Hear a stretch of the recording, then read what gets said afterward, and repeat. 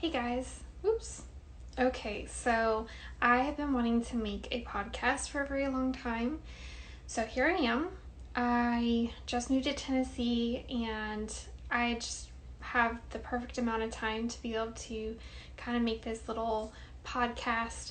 I was going to do a non-visual version because it's just much easier for me to not have to talk in front of a camera and see myself, and I can edit out things that I don't like. But I realized that I'm going to be posting these to Instagram.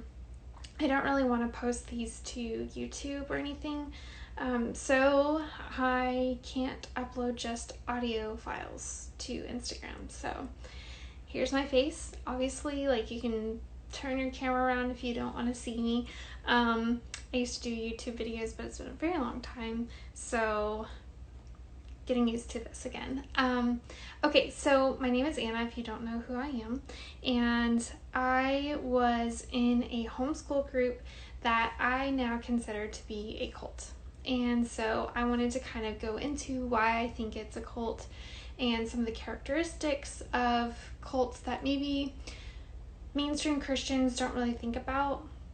I think I was taught that, cults are big, bad, and scary, and they're like compounds, and, we think of, some of the places like Waco, like those kinds of things.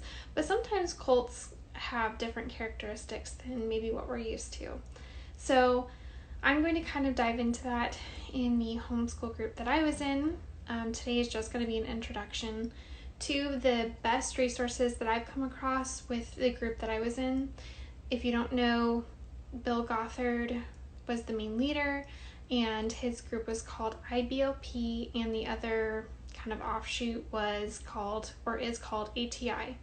ATI was the homeschool side of things that my family was a part of. But if you are familiar with any of those acronyms or that person's name, that was the group that I was a part of. Of course, I'll go into that in a few more minutes, but two of the best resources that I've come across about this group is recoveringgrace.org. It is a really great main place of the stories, of the information, the things that we were taught while we were in that group. And that was the first resource that I actually stumbled on, I think when I was a teenager. And then in college, just things kept coming and coming as far as the stories.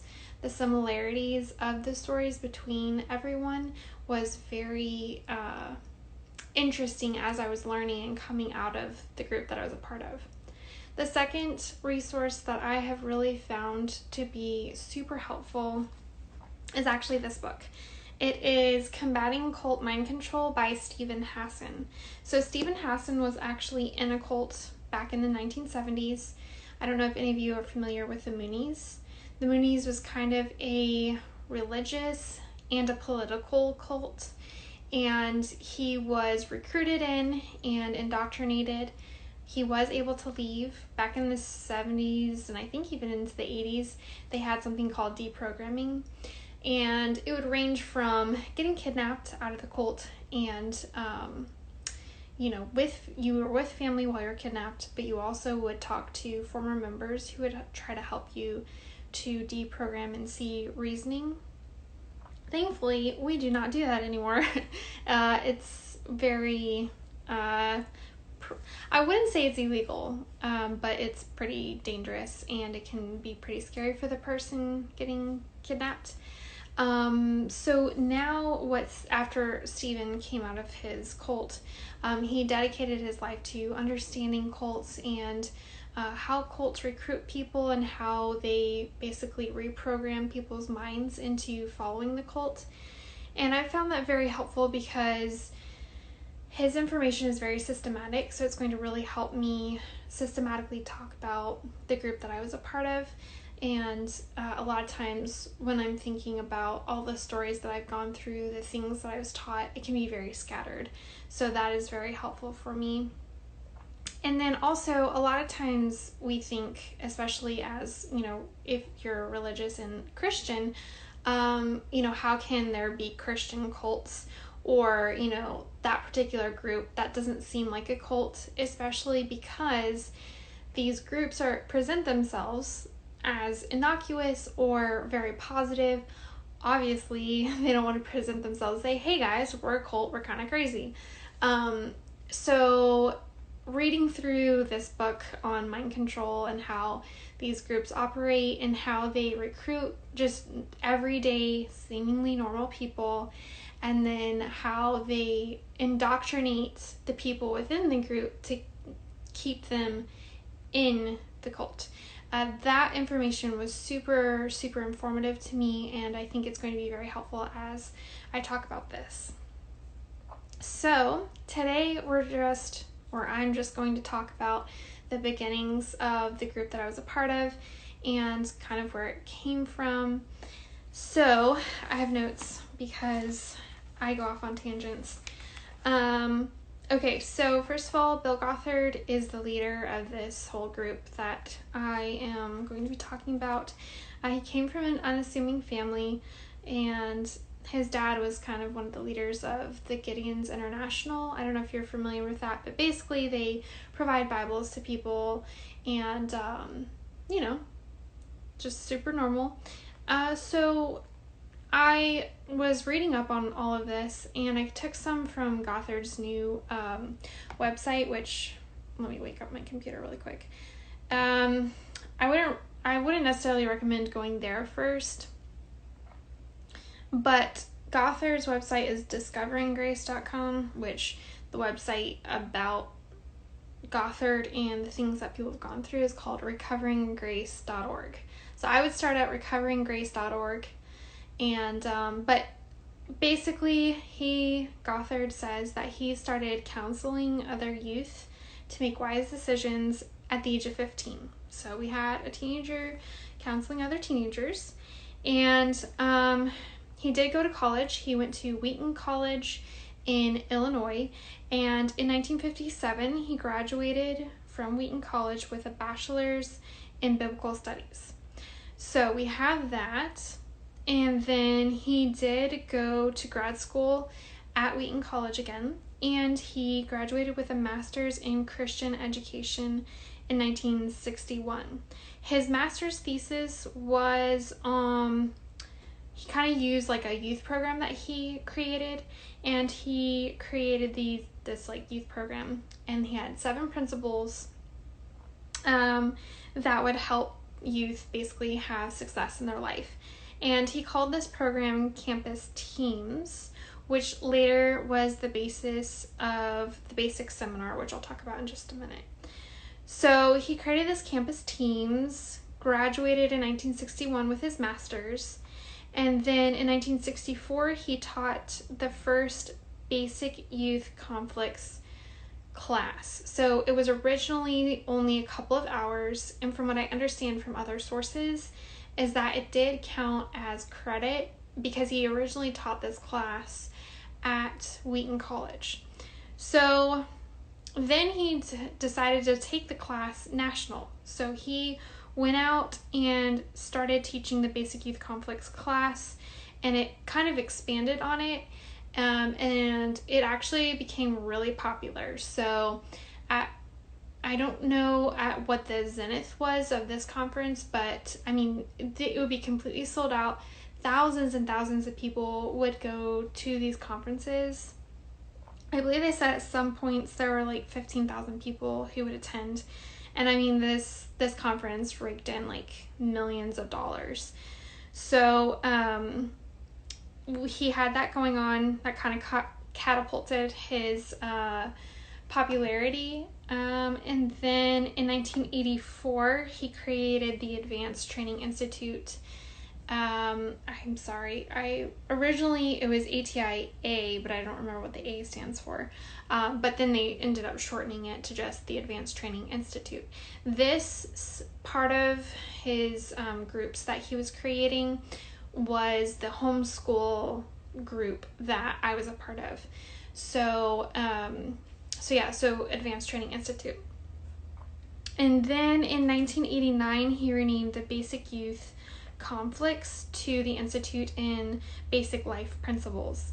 So that is kind of the basis of everything So by the time that I was involved in it, I was involved in the group from age 7 to about 16.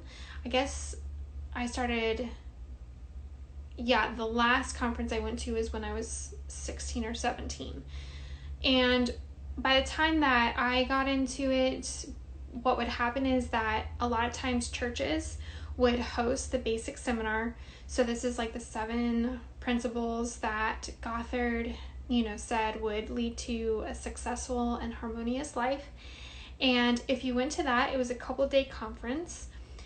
Then if you were interested in that conference, then you would jump to the advanced seminar. And the advanced seminar would basically build on what the basic seminar was talking about. So that was also a few days. And then if you're super happy with that and you're ready to get into the homeschooling portion of it, you would go ahead and sign up, and there was a yearly fee that you would pay, and you would get these booklets. They were called wisdom booklets. So basically there was an entire curriculum, like homeschooling curriculum, based on these booklets. And these booklets were based on the Sermon on the Mount in the Bible. So in Matthew, there is an entire sermon taught by Jesus, and it's Matthew 5, 6, and 7. So if you can imagine, there's a whole schooling curriculum, based on the Sermon on the Mount. And you might be wondering, how is that possible? Well, they would take, the curriculum would have a couple of verses. Sometimes it was just one verse. There would be an entire booklet based on one verse. And in the beginning, there would be like a little quiz that you would take if you understood the verse, how well do you understand this verse? Then there was a Bible section that would break down the verse based on, the Greek words that were used and what those words meant. And then there was a section that was about history. So they would talk about how this verse integrated with history, how it integrated with science, and there's a few other subjects as well. So there were a ton of booklets that, went through this Sermon on the Mount. So we had that going on, and what my family did is that we actually supplemented with another curriculum. We used something called ABECA, and it was really great because, they had a Christian school down in Florida. So, we had math and we had the literature and history and things like that. So that we weren't completely only using ATI. So there were thousands of families who used this curriculum. And then once a year, we would have annual conferences, where all the homeschool families would get together. It was divided by regions. There was one on the West Coast and one on the East Coast. And I went to both because I used to live out west. And then when we moved out here to Tennessee, we also went to the East Coast conference. So there was usually live sessions with Mr. Gothard. He was always there. And then there were a lot of other families who were involved. And they were in a lot of different, similar but different groups, if that makes any sense. So we would go to those conferences. They would last about 3 to 4 days. And it was probably one of the better memories that I had. They had sessions for the kids. So it was divided between the boys and girls, divided by gender, and then it was also divided by age group. So with younger children, it was kind of like a vacation Bible school type feeling. You had your little small groups, and then the larger group, you would have skits and you'd have craft time. So I really enjoyed that part. But yeah, I just kind of wanted to give you guys an overview. Next session, I'll be talking more about how we were recruited, or how families were generally recruited, and how this group controlled us in a way that was completely unhealthy, and in a way that I would consider to be like a cult. So if you guys have questions as I'm going along, just let me know, message me. I would love to answer any questions. If I brushed over something, maybe something you didn't understand, definitely let me know. Thanks for coming on this journey. Thanks for listening. I'll talk to you later.